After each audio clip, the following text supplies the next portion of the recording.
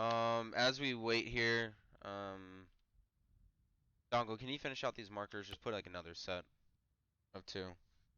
Aden's gonna be joining us here in a second to fill out wraiths, obviously. So just kind of a recap. This is gonna be episode 2 of the continuation of last campaign. The main premise behind this campaign is the trying to capture the Crimson Fist. He is a very unusual, if you will, T-series. He destroys and conquers any planet he goes to. It is just practically unbeatable. And so, a main mission of the Republic here in this sector, of Sector 11, is to hunt down the Crimson Fist and his navy and basically neutralize him. We were able to track him down last episode to the planet Uragon.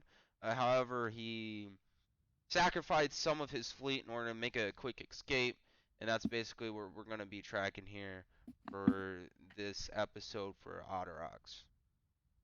And I'll go ahead and go over an introduction, and I'll follow by a zit rep, and then do a few reminders, and also introduce company, you guys, to some new mechanics that are going to be happening and occurring for this episode of the campaign. So basically, the 7th Sky Corps Command has just informed all of us and you guys, leadership of the 212th Attack Battalion, that we're nearing a deployment for the planets of Arterox within the coming days. All ships of the Republic Navy's 5th Fleet Open Circle Armada are basically nearly ready to mobilize and go through hyperspace to start this planetary assault. Arterox is basically a planet covered in vast tundras. It is one of the first planets that sided with the Confederacy when the outbreak of the Clone Wars did happen. The government has been a long-time supporter of the Separatists, has always sent supplies, resources, and manpower to support the Clinkers, war effort. Otterox is also known to have one of the most prestigious dry docks in the 11th sector. Otterox's government had sunk billions of credits into the development of these dry docks, which proved to be a strategic advantage because of its benefits to the Separatists. And some of those benefits range from being able to repair their navies and construct more ships to counter the Republic's navy. That is, whenever we go here to Otterox, we're going to be going into basically 2 separate regions. The first region that we have to go into is basically its moon. It's named Ara. So whenever the fifth fleet Armada basically jumps into the Afra system, which is where Otterox is, we have to ensure we neutralize all these ships at the dry dock at the moon of Ara. Reason being is because we believe a lot of these ships were ships that fled in our last engagement in trying to pursue the Crimson Fist. So basically, they came here into this system and they are trying to repair. And in the midst of repair, we can try to catch them off guard and hopefully eliminate a bulk of their naval force in this sector. When we jump in to the Afra system, we should have the surprise attack to be able to sort of do a sting operation onto their moon to be able to get a first strike and basically surprise them. However, after that, we don't know how it will go, so we have to ensure we're kind of being quick and efficient when we go through and on this moon of Otterox. Any questions thus far about what's going on? Everybody on the same page? Okay. Yes. All right, cool. I'm gonna go over some new terms here that we've kind of established here. So the first term is gonna be, it's basically how we're gonna portray the story in a sense. So campaigns is basically what we're in the midst of, we're in the middle of right now. It is several episodes spread across several planets. For example, this campaign is the pursuit of Crimson Fist. The next term is going to be episodes. Episodes are basically several chapters that are operating on the same week. So episodes are typically going to hopefully range between 4 and 6 weeks. However, that is solely dependent on how each platoon performs throughout the company. If everybody's doing stellar, then you guys should be able to knock out these episodes and clean up these planets and regions much faster than if it were to be a little bit rocky. Last thing is chapters. So chapters are going to be operation week. Everything, what all platoons do is going to be combined, and that is going to be considered a chapter. So for right now, we are doing, this is chapter 1 of episode 2. Okay? Tracking? Cool. Yeah. Um, we have some new systems. We have about 2 or 3 new things we're going to introduce. This is all on the archive, so if you guys need to go back or have any questions about how it works, just do let me know, and I'll be sure you guys are way aware of what's happening. So the first new system is basically going to be the gravestone itself. Okay, if you guys open up your map, the gravestone will always go into basically it will always have a little foothold whenever we start invading either a planet, a moon, or just basically starting in a region to allow the company to operate. However, while the gravestone is in atmosphere like we are now, there are a couple restrictions that do come with that. Some of the restrictions are asset limitations, and they can affect either platoons or detachments. So for right now, the asset restrictions that we do have while the gravestone is in atmosphere is first Wampa. All fixed wing assets are going to be unavailable for that time period due to them needing to be rediverted to defend the gravestone and all nearby Republic ships. Phantom, all super heavies are going to be unavailable until the Acromator lands due to there are no means to transport a Juggernaut or a UTAT off the gravestone um, with what we have currently. And then Revenant is going to have limited assets in the terms of all long range artillery, such as AV-7s, and all Walker assets will be unavailable due, again, they do not have any means of being transported off the acclimator while in atmosphere. So hopefully this will add a little bit more dynamics to the User situation joined when your first channel. moving into these regions. Now, how do you go about landing the gravestone? If you guys open up your map, we have 3 different landing zones that need to be cleared out. Each landing zone is going to act as if it's a main objective, just like all the other main objectives. There's going to be multiple different second, like side objectives that affect this main objectives. The You need to ensure at least one of these landing zones is clear for the next war room in hopes that you guys will get all those restrictions lifted. If no landing zones are clear, you guys will still have restricted assets, which probably won't be fun. You guys can choose to attack either just once and one platoon at one LZ, or if you want to play it safe, you can try to take on multiple LZs and give you an option later down the road. Just know that LZs that are probably going to wound up being closer are going to be safer, a little bit more easier. However, if you want to risk it for the biscuit and kind of go for those LZs that are deeper, more inland, it might prove to be kind of a little bit more efficient later down the road so you're not flying 16 10, or 10 kilometers across the map later in these chapters. So that is one thing to kind of keep account of. Any questions on the LZs or the gravestone? Uh, the LZs, will they? So if we secure one LZ, will it remain open for the duration of the campaign, or this episode, really? Yes. So a thing with the LZs is, say for this first week, right? You guys clear two of the three LZs, right? You will have the option to land the Acclimator come following War Room, to one of the two LZs that are cleared. But you can only land it at one of them, and it's gonna stick there for the rest of the duration of the region. But they'll remain open. Anything else for Okay, this? so Oh, go ahead. uh, so we would or wouldn't be able to move them between LZs. You wouldn't be able to move them in between LZs. Okay.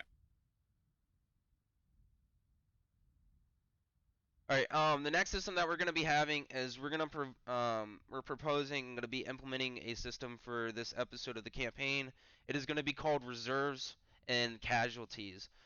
So what troops in reserve, basically, more commonly known as tickets, is what we're gonna be rolling with for this episode, to kind of put more of a logistical uh, ability on you guys to choose on how you guys want to pie stuff up and split things up, in regards to each platoon.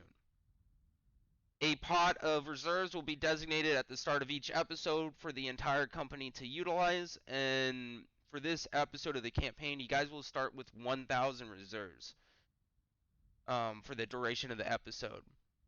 If reserves for is depleted during an operation for a platoon, the platoon will need to RTB an index. So basically, if you guys wound up running out of reserves and you guys only have a couple objectives that are left, those objectives will be left on the table for the following weeks to be done. If reserves are depleted for an episode, basically that episode will then come to an end and the effects will be determined based on progression, of the company throughout that episode and region. Any question on reserves? Hold on, just so I'm clarified. So each week we have to dedicate a certain amount of reserves from our episode limit. Yes. Or okay, do we make that choice, or is that up to the zoo? No, that is so you guys have a limitation of, off the top of my head. Let me get this for you. It is going to be 375. I want to say. Get that. Yes, it's 375. So basically, you guys are allotted to have 375 each chapter, if you will. You guys will allow to have 375 troops on standby. So basically, think of it as a pie. If that pie is 375 reserves, you can divvy it up however much you want. If you want to split it equally, go ahead and do so. But if you feel like one platoon might have a tougher time because they're going through a couple more difficult objectives than the other platoons, you guys can choose to, hey, maybe Shadow should get, 50 more tickets than the other platoon just to ensure they can make it through. Or, and don't feel like, too, you have to use all 75. It's just that 375 is the cap. Okay. All right. Any questions on the reserves? No. Okay, we're going to move into casualties. So this may be a little confusing, so if you have a question, let me know. However, once you do get it and you can picture it, it is very easy to kind of follow along, if you will. So, during operations, we will incur casualties. Basically, whenever you open up the scoreboard, right, and you see the little gravestone, what we typically like would refer to deaths, we're not going to refer those to fatalities, we're going to refer those to casualties. So, for example, if Shadow Platoon, if they incur 100 casualties, a percentage of those casualty, well, all three platoons would add up their casualties, and then a percentage of those casualties will be able to basically recover. And however, whenever they recover, they will need a weeks of rest in order to be thrown back into that troops that reservist pot. Make sense? Oh,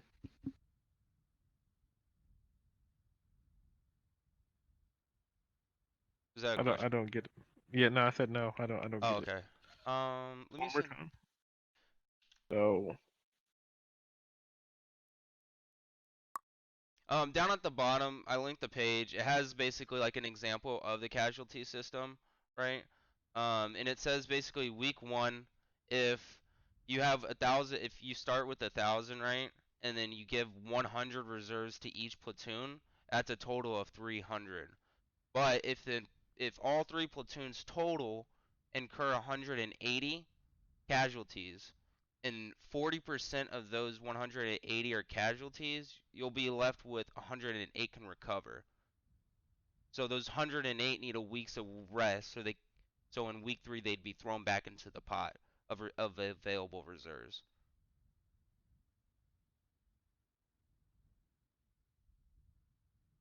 Sounds like this is Okay. a way to limit the actual number of tickets or casualties we expend. Is that right? No, it's more of a recovery, right? So if we incur, let's say we take 300 guys, we lose 180 of them, 40% of them will get back within the next week, correct? On that example, 40% will die.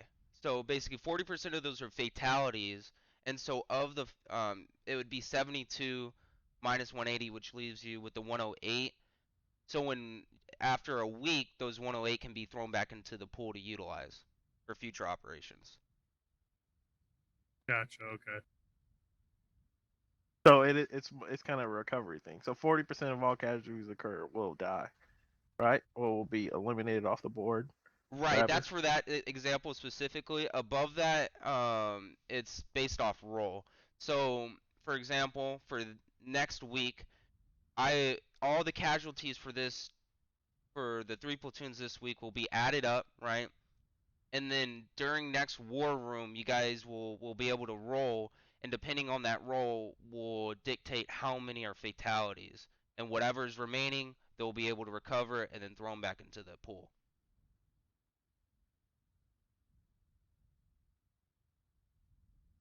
User joined your channel.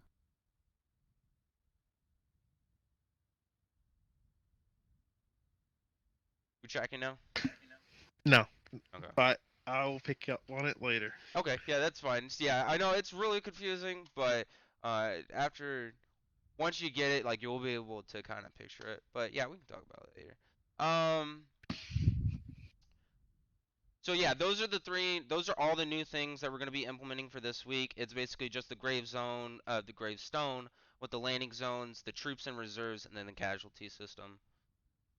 Next, we will be going over some reminders, because it has been a while since we did the last war room.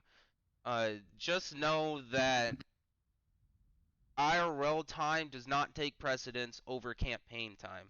So, for example, just because Shadow Platoon comes at the start of our IRL week, right? They're the first platoon technically to deploy. All platoons will be basically on the same. Whatever one platoon does for that week, it will not show its effect until the following week. So if Shadow Platoon goes in and they knock out an airfield, that effect won't show until the following week, just so all platoons are on an equal playing field.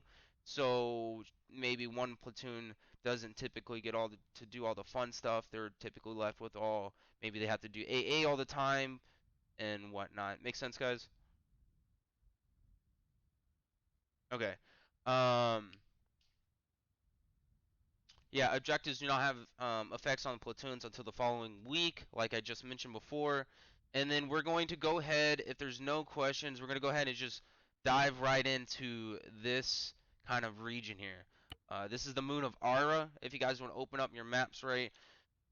The main objectives overlying for this region is to, one, there's a ship kind of rumored to be around here. It is called and nicknamed the Behemoth. It is a dreadnought that has always closely worked within the Crimson Fist Navy. It is very important that we find this ship because it could lead us and give us some intel on potentially the Crimson Fist location. How we go about finding the Behemoth is there are 3 captains spread across this region. They will basically For in operation reasons, they're going to be commander droids. All right, so they're going to be yellow faced, yellow circle on their chest, just like last time. If you guys see a commander droid, be sure you guys try to capture it. All right, it's very important that we capture it because when you capture it, you have a higher chance of recovering the intel that it did have. So again, there are 3 of them. We don't know exactly where they are, but we just know that these 3 captains are across this region. Whenever we find those 3 captains, the behemoth will be able to link all the information together and then find it, and then you guys will move in and neutralize the behemoth. The second thing for this region is obviously the first reason why we're here. This is one of the most important dry dock locations in this entire sector. And there are a lot of separatist ships that will be there repairing and refueling. So we have to ensure that we move in there and neutralize all these ships that are in this region of Ara for our company. Just going through here, we have before I move on, do we have any questions about those 2 main objectives, overlying objectives? No? Okay. So I'm going to just start going around. I'll probably work bottom left to right and kind of like do a snake pattern up for what each objective is, their effects and whatnot, and we'll just go through it. And I'll also, Dongle, can you cut up the script that we currently have just to include the instructions and then put it on another page that we can publish just for the war Okay. room, and then we'll put it on the archive later. So starting with the comm station, so the comm station will, whenever it is active, it will basically allow, there's going to be no order delay in between separatist forces. That means whenever we first make this attack, right, they will be able to respond quickly and swiftly to anything that we do. Destroying the communication stations will basically reduce the CIS's capabilities in communication, and they'll be slower at reacting and basically coordinating with one another. There are 2 in this region. There's one to the southwest and then the northwest. However, if it is captured, if it was captured / hacked, right? So this will mean it needs to be hacked. It will provide locations of some enemy companies in the region that could be very important, and then it could potentially also provide intel. Moving east is to the CIS Holding Center. The CIS Holding Center, it doesn't really have any effects on us directly if we don't do anything about us. Or about it, should I say, and honestly, it doesn't really have any direct effects on us if we go and neutralize it. Though it could be, there are prisoners there that could be of use. Going to the northeast of that is a CIS Munificent. CIS Munificents, they're going to be, of course, this is a dry dock, so they're going to be spread across this region. Their main thing is they're going to provide air superiority for the enemy within a 2-kilometer range. That is what you see with these red circles here. Is those red circles signify that that spot is very heavily entrenched and covered for enemy air. So it will be a little bit more difficult to fly into those regions when those enemies are active. Neutralizing the munificence will basically reduce the air superiority in that region of the vessel. Moving to the northwest of that is the Zero-G Laboratory. The Zero-G Laboratory provides an armor bonus to all CIS armor forces, which is a +1 on defensive, so when we roll, they're going to get a +1 buff. If this facility is destroyed, all CIS armored forces will lose this debuff. However, if we do capture it, it could provide very useful for us.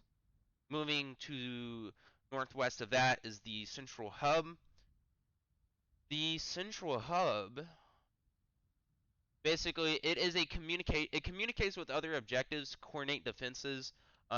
So sort of think of it like an HQ, if you will.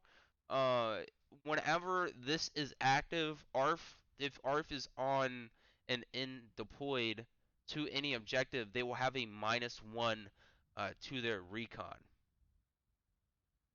If this is destroyed, then that debuff to ARF will then be neutralized, so there will be no debuff to ARF at all.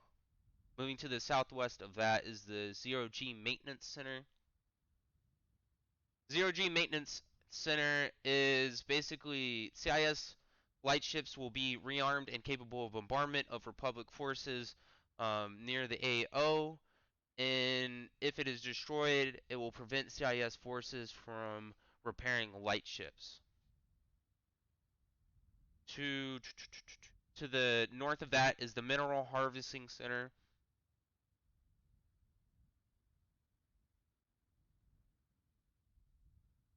So the Mineral Harvesting Center, it provides resources to the separatists in this region. So being able to cut that off will basically neutralize that and slow down their logistics and also their movement around the field. To the east of that is the 0G Capital Repair Ship. So the 0G Capital Repair Center, CIS asset or air assets will be coordinated and be more common in this area of 2 kilometers. Whenever it is destroyed, it will reduce effectiveness in all CIS air assets and lower the air assets count in the immediate area. To the east of that is a CIS munificent, same thing as last, just really just providing that dominant air superiority. To the southeast of that is a major spaceport. Now, the major spaceport is actually very important here around this region because it allows supplies to be distributed much faster across the separatist front lines. It will bolster and give them above all separatist troops a +2 in defense. Whenever it is destroyed, it will cause logistical issues for all local forces. 1 week after destroying all enemy forces will be subject to a -1 debuff. So after the spaceport is destroyed, all separatist forces debuffs will be a -1. If it is not destroyed, if there's no major infrastructure damage to this, it will then be captured, which will provide a +1 defense buff for all separate or Republic forces in the region. To the north of that is the capital ship dry dock. The capital ship dry dock. Now, the capital ship dry dock, it has a unique capital ship there, and it will provide air defense while operational. When it is destroyed, it will reduce air superiority in the immediate area of the vessel by 2 kilometers of that 2 kilometer range. And then moving out west is the Zero Capital Repair Center, which is the same thing as last time, which it's just more air assets are well coordinated across the region, and if it is destroyed, then their asset count and density will go down in that region. Any questions? Again, we'll get you those objectives put out on a document so you guys can see much easier.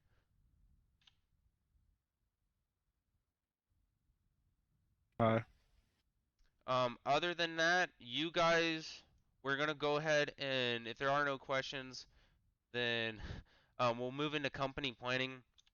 However, Battalion has basically given you guys the opportunity to choose between what assets in terms of for the war room you guys want to start with. That can either be you guys can start off with 2 ARF teams that can be used again to scout out objectives depending on how they perform via roll, or you guys can start off with 1 ARF team and 1 Mystic team. Which would you guys like to go with? I'm assuming the Mystic would build us a 5 on the ground. Mystic teams cannot build FOBs. They're able to be utilized to build defenses on wherever you want them to go. So if you want to set up a point, basically like on a hill or something, and they get a good roll, they can establish defenses and fortifications on that hill. So when the platoon gets there, they can basically be entrenched already. Are these going to be actual people going in and doing it, or is No, this no, not rolls? yeah, Okay. yeah, they're rolls.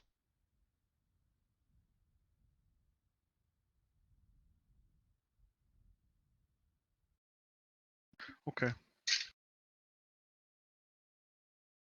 I say, can we make that decision after we do the platoon planning? Yeah, sure. If you guys want to go ahead and do platoon planning, let me remind you guys though, whenever with these objectives, they are main objectives, which means they're gonna come with at least 2 to 3 side objectives. So if you guys take 3 main objectives, you could be seeing between 8. A lot. Okay, you guys. I'm not gonna sit. I'm not gonna sit here and do math. I'm blanking. I'm stage fright. I got 30 people watching. But no, for real. These main objectives will come with between 2 to 3 side objectives per main objective. So do keep that in mind. You guys can do and take however many objectives you guys want. Just keep that in mind. Whatever you don't finish will be left over for the following week. And if you guys have any questions, let me know. All right. Okay, guys, straight up, while we was talking, I was thinking about this plan in my head. I say we just go straight down the middle and get that landing zone, Tauntaun. Yeah, but I'm thinking Shadow do it because they got all the heavy armor and they can pack a little bit extra sabers or whatever for the weekend. Oh, South, may I interject? I totally missed one objective, and it is kind of important. Sorry. It's going to be the deep space listening post. It is important because of this reason. The effect is basically additional Republic ships will be unavailable to enter the Afra system whenever this is active. However, if it is active for more than 1 week, there is a chance for additional separatist navies to jump into this region of the Afra system and assist Aria and or Otterox. Can we do like a side op on that? No. Okay.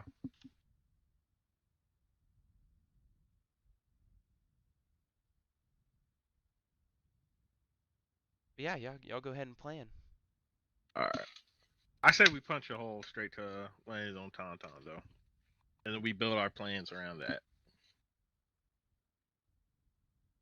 Like yeah. land middle and then move outwards in every direction. No, I'm talking Like- about literally we plan because we can only do this one chapter at a time. So I'm saying we literally Friday, you guys punch a hole all the way to landing zone Tauntaun, so we can move the acclimator in next week. And then I see. Spirit and Rafe kind of go to more of a supporting aspect to help clear the way. Okay.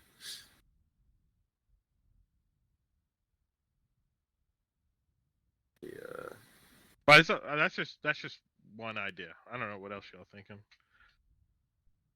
I'm definitely in agreement with that idea, though.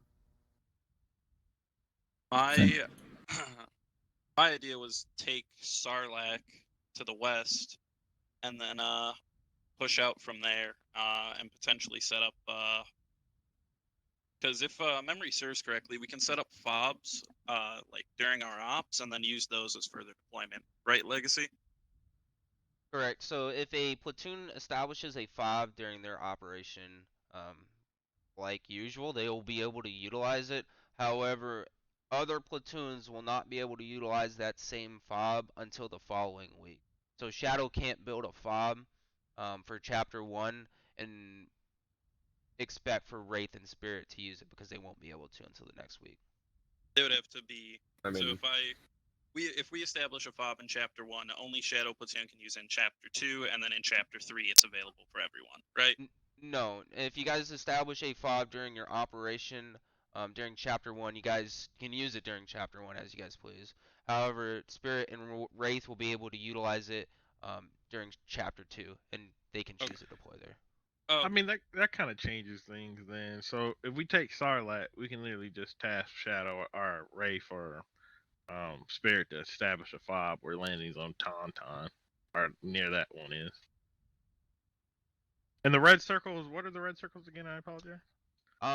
It just basically means it's a high density air superiority that you will face in that Yeah. area, so it'll be a little bit more of a struggle to fly through those areas. So, but I mean, if we do it that way, like if one of us, like let's say we give Shadow tasking to secure Sarlacc, give Spirit somewhere to set up a fob on the east, then we would literally be able to have 2 zones we can deploy from by next week.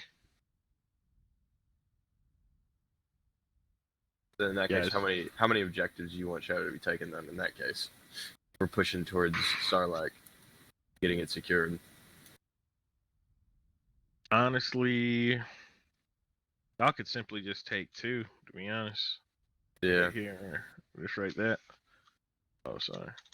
I mean, y'all don't even have to really hit the maintenance center. Y'all can say that till next week, because then you guys can just stage from the western side, and that, or then Rafe and Spirit can stage from the east. And if we need Yeah. to, we always can. I mean, I haven't actually been on this map or played on this map yet in operation, but yet I don't know how the vehicles are in this on this map. If it's easy to get around or not. yeah, it's just hilly. With the craters, we're on a moon, so it's just going up and down into these craters. That's the only thing. We should be able to make good time. When we've deployed to similar moons, once we get down on the ground, the UTAT has been really good and similar to terrain, but we gotta wait till we actually land. Yeah, we can take those 2 or just take that one. That it works. It goes either way. Well, I mean, there's 2 objectives to each of these. Yeah. It'd be okay. Let's make a proper Shadow Pursuit phase line, more like that. That's what I call brand Yeah. recognition. That's what makes a healthy platoon. Curse That brand recognition. So I think for the next part, we could play it safe in case Shadow fails. And we could send someone to take landing zone Zillow, and then move out, kind of working their way east, if y'all want.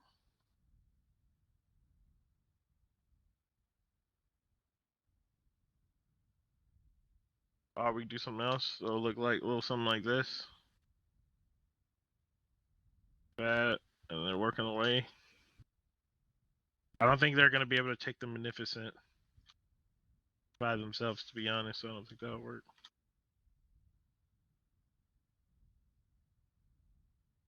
Could go I got like that.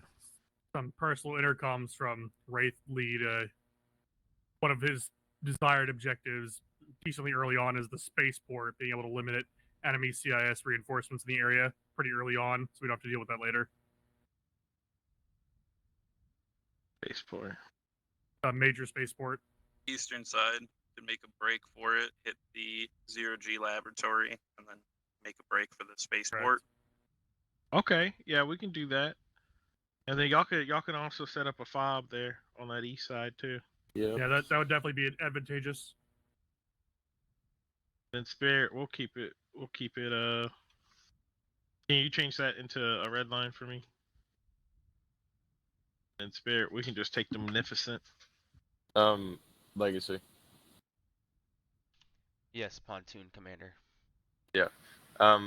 So I don't know if you mentioned earlier. So are the landing zones, are they actually a main objective, like where it comes with side objectives, or is it just on its own? They're different, a little bit different. So like in order to complete a landing zone, you need to fulfill completing multiple different objectives. So there could be you could have like a fob in the area, artillery, and then like an AA site, right? All three of those need to be done to fulfill clearing out the landing zone. If you don't complete and fulfill all objectives, then LZ will not be clear. So it's kind of like a mix, if that makes sense. So Oh within my that God. that So I'm radius, wondering there if will we be could several if we objectives. could take. I was wondering that because we could go straight to the 0G2 and take all of those there. If the landing zone didn't have that many objectives to come with it, as much as like a normal main objective is what I was more or less getting at. And then we'd have that taken. We'd have that 0G maintenance center taken care of. No one else would have to worry about it for the rest of the campaign, or at least this part. Nick, I just had a big brain right now. I had to sit down for that one. Standard spirit let's- platoon. Yeah, go on. Hold on. These Okay, guys won't get understand so. Get this. Okay, let's take all three, Spirit 1 through 3, to take the Holding and Beneficent. We leave Airborne and Arc, take the Deep Space Listening Post all the way up north, because we leave that active, then we're screwed, you know what I mean? Yeah. And then we can just send them behind enemy lines. Yeah, I like it. I like it. Thank you. So you mean sort of like, let's go like this. There we go. There you go. Jesus. There you go. I like it. Did you hear that Sonic Shadow plan? I'll make it. Wait, but wouldn't it be more this though?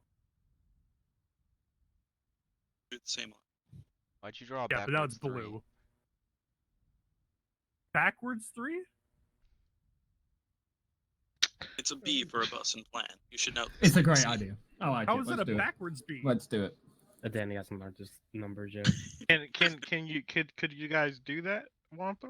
Could you guys fly all the way Could out we there? I mean, as long as we have access to fuel, we could fly anywhere. It might not look too pretty. I don't know what the edge of the map looks like.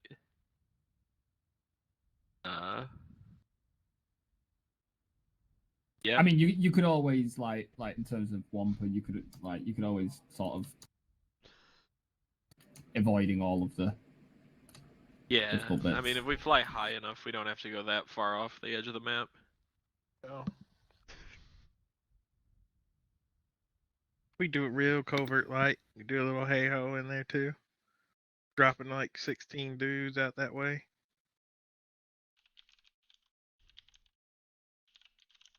That'd be nasty, man. Ooh. I like it. I like it. Then we just take Revenant or our tank with us.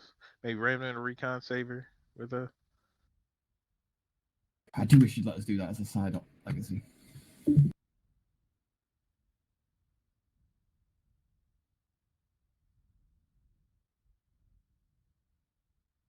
All right. So, Okay. Spirit, you're taking the holding center, Munificent, and technically because they're being deployed during your op, the listening post. Yes.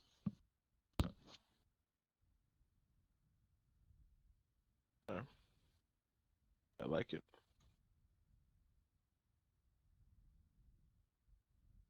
Now, where do we want to? What do we want to do? Do we want to get Mystic, in an ARF team, or do we want to do 2 ARF teams?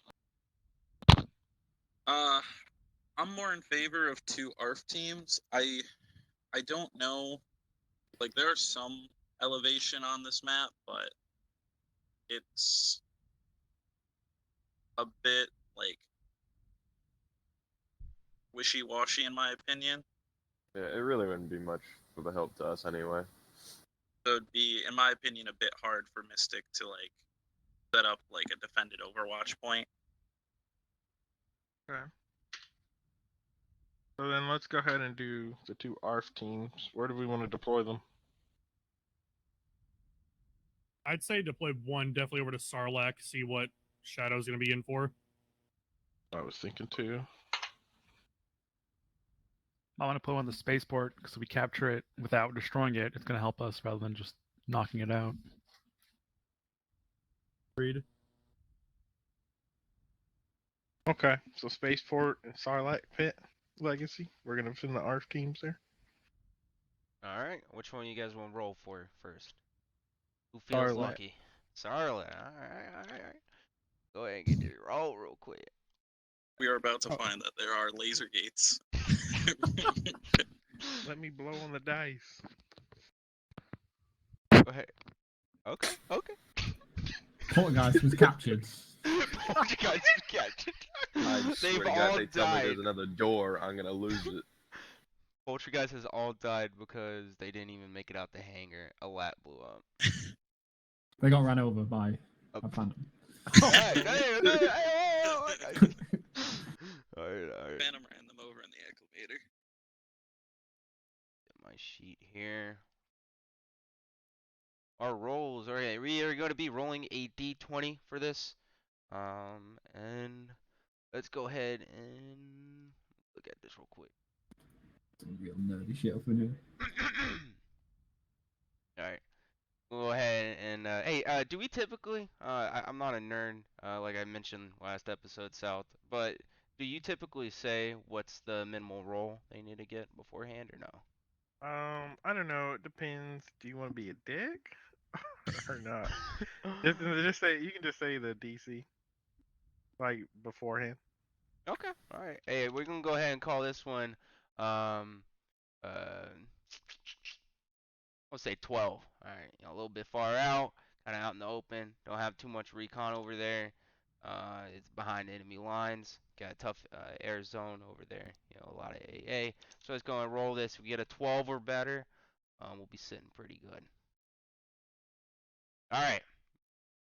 Tragically, the R team was deployed to Sarlacc. However, upon getting near the LZ, multiple vultures had then been dispatched to basically they were notified that there is Republic air assets in the AO, so they weren't even able to touch down on the ground, so they are RTB. However, good thing they are still alive, but they did not fulfill their objective, and so no recon was able to be established. God, Fucking mudkip. they are just. South, you didn't blow hard enough. I know. I should have blew harder. Okay. I use- Okay, yeah. Dongle just reminded me that they do have that -1 for that objective. That gives them a -1 debuff. So they do have a 6, I guess you want to say. All right, so next we're gonna go ahead and go roll into the spaceport. Looking at it, there's a good chance. Not a lot of. There's only one objective that they might be passing by, but it's honestly a little bit same, I would say, of the Sarlacc pit, though they're going through less objectives and a smaller AA radius.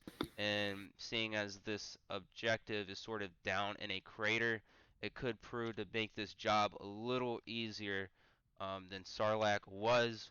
So we're gonna go ahead and call this, let's say a 10. Okay. Woo! They bussin' as individual would say. So they went ahead and we got a 16 today. So they actually went out and they did their job. They grinded out there and they were able to say find some good Overwatch points. So what they are seeing is it is a large AO that it is covering. And they have multiple proton cannons. They have 3 spread out in the perimeter, sort of.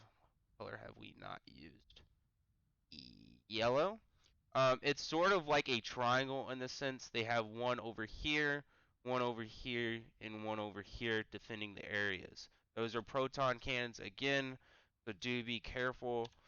But however, in this central area over here, I'm going to mark in green.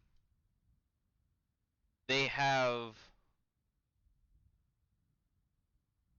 Poltergeist noticed a sizable garrison and patrol of BX commandos. Okay, these BX commandos obviously known to be feared for their viral blades and very agilic abilities. So, thanks, Watchdog. I was trying to speak. I can't talk. But yeah, they have a lot of BXs there central in this spaceport. So they did pull away with some pretty solid recon here. And they weren't captured, so that's a good thing. I don't know. I think that's it. Anybody have questions on the roles or and whatnot? No. Okay. So just kind of going over here. Just doing a quick overview. So, we have all three platoons deploying from the gravestone. Shadow platoon moving on the green phase line here. They're going to be knocking out the comm station. Don't forget, guys, you have an opportunity to try to hack this if you want to hack this. However, it is not a necessity. And they're going to be pushing to try to secure an LZ Starlek for the gravestone to potentially land there. To get closer, to provide basically a variety of different places they can attack. They are going to face some AA, and they're going to face multiple objectives within, like, smaller objectives for the LZ, and they need to clear all LZs. Wraith Platoon, they're going to be kind of going up the gut here. They're the fallback plan in a sense, because they're going to be capturing LZ Zillow. After they move through LZ Zillow, they're going to go to the ZOG laboratory and then go for this major spaceport over here, which basically allows the supplies to flow behind enemy separatist lines much faster and quicker than it typically would.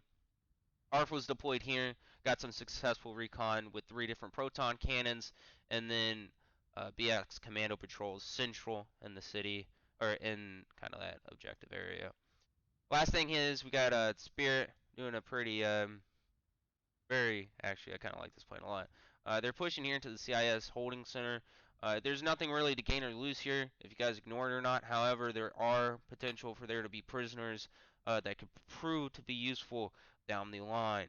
Last thing that they're going to be doing here on this blue phase is going to the CIS Munificent. This is really just providing a overwhelming air power in that region of 2 kilometers, and taking it down will neutralize it. However, they're also going to be deploying Banshee, and then you said Spectre, right? Mm-hmm. And Banshee and Spectre 2 will be going on the purple phase line go to the deep space listening post, due to it being a very high important asset. Now, the last thing I do want to say for you guys is, what are your guys' going to be delegations on reserves for these operations? Yep. And we're doing it out of 375. 375. Okay. Honestly, I ain't gonna front, guys. I'm expecting a high casualty rate on my end, so I'm gonna need 125.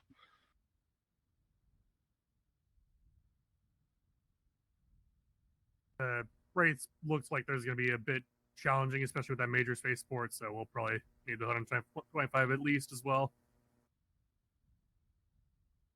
Taking all the damn reserves. Just know to. Good armor, you'll be fine.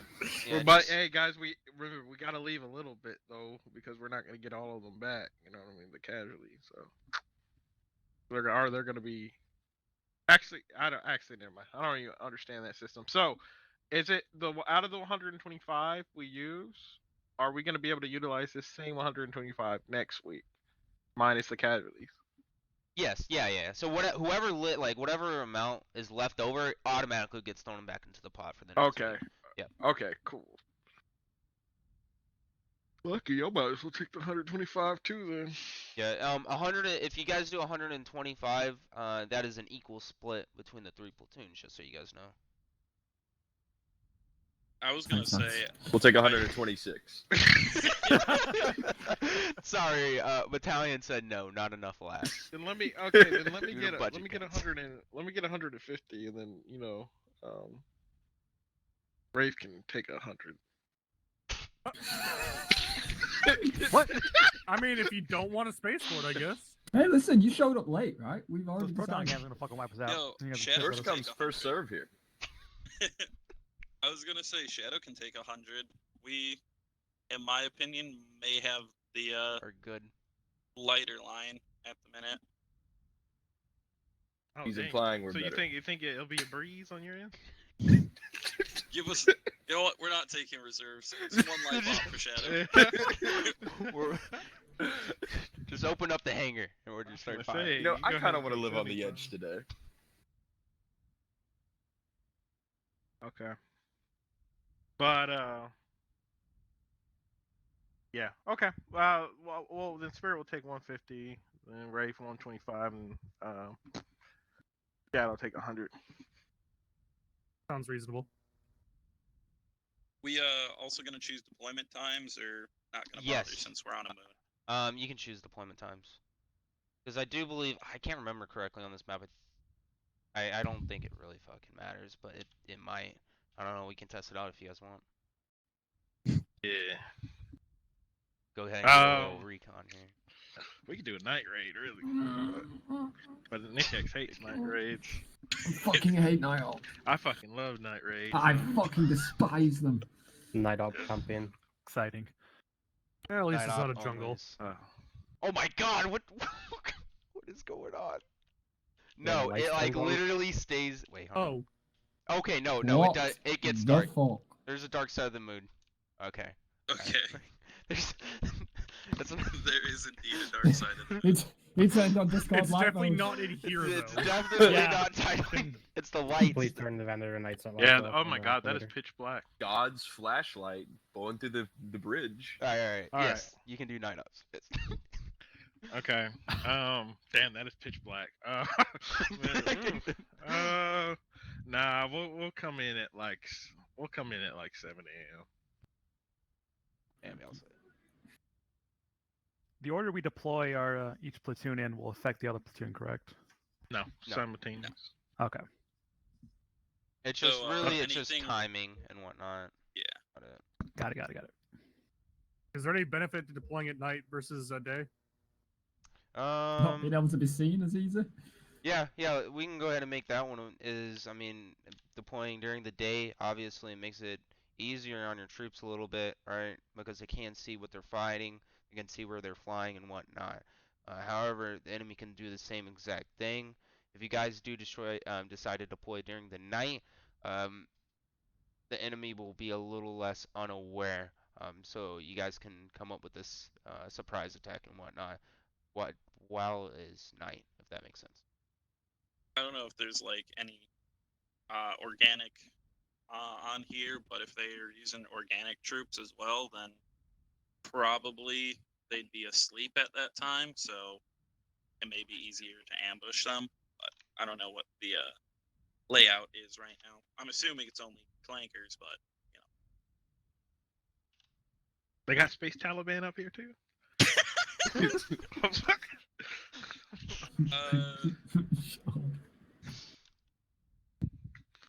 God damn.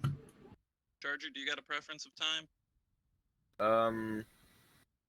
I prefer probably early morning before they stop serving breakfast. So, yeah, sometime around that. Sometime around like 9, I guess. Are 9, we 10 going o'clock. Space McDonald's breakfast or? Yeah, So yeah, So- we'll go cheap. We're cheap. To go for like 9? 9 a.m. Yeah. Gives us an hour to get to Space McDonald's. okay. And then now all that's left is Rafe. What I mean, time we're is just going Spirit straight the deploying? middle. I don't think it's really gonna matter what time we got. Getting some personal communications though from Red Lead, who's during other tasking preferences later dusk into evening time. Oh, he's trying to go at midnight. Or not midnight. Not midnight, like 6 p.m. Yeah, like 6, 7. We're start off with some medium daylight, go into nighttime.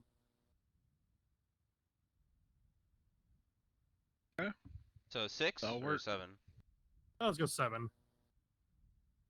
Math. Not entirely sure what the solar schedule here is on this. So And then what was Spirits again? We're doing it at 7 a.m. So 0700.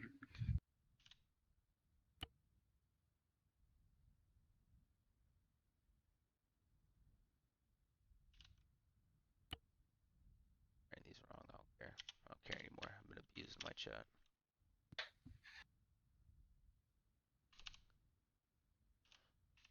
All right. Deployment times. Got everything. You guys got your reserves. Let me go ahead and write these down. What was the final number for that? Was it Shadow? You guys or Spirit? You guys are taking Shadow 150. Shadow 100, Mhm. Wraith 125. Yep. Spirit 150. Tracking 25.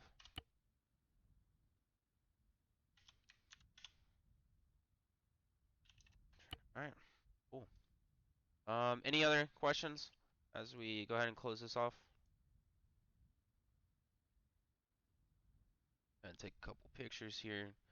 And again, all this information is going to be posted on the archive too. For under War Room plans, we'll go ahead and put that information all in there, so you guys can see what you guys are dealing with. If you guys need to revert back to it. But yeah. Other than that, good luck this week, and I hopefully, you know, everything goes well. Nothing bad happens, and South already checked out. So I'm gonna go ahead and call it here. Thank you for everybody that went ahead and joined in on the stream and whatnot, User in your and channel sticking timed around for the out. whole time. And yeah, let's go ahead and see you guys this weekend. Assuming the recording of this will be put on the archive. Yes, the recording will be Copy. posted.